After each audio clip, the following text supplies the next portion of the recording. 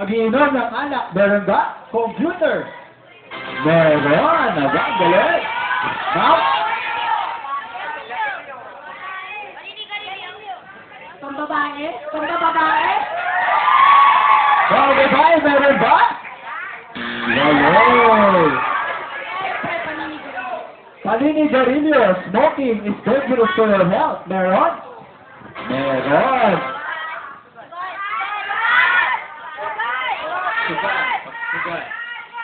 Pagsusugal.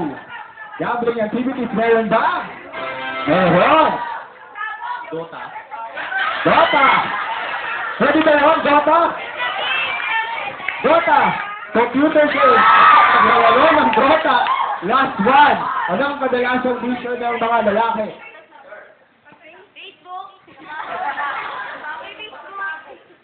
Magtambay.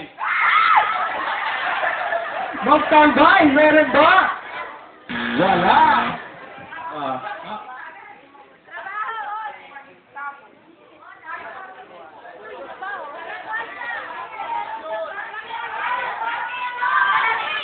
Paglalaro ng basketball?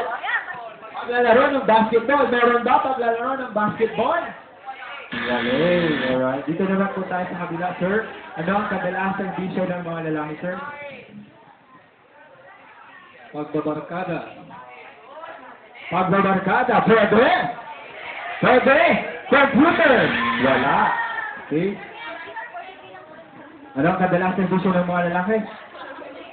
Pagtitik. Pagtitek. Okay, pagtitek. Meron ba computer? Wala. Okay. Next. Google. Paglalakwat siya. Paglalakwat siya? Paglalakwat siya. Meron ba? Wala. Ano yung top 5 answer natin? Pagpunta sa bar. Oh, si Sam. Alright? So, our points will be 55. Right? Kasi plus 7, 55, 43. Alright? So, lamang po kayo. Lamang po ang team ni Sir Dean ng ilang to...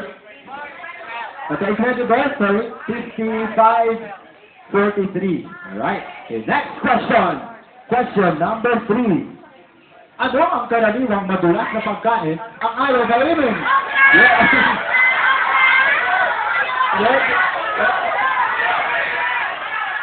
Sino? Sino? Ano na tumanda?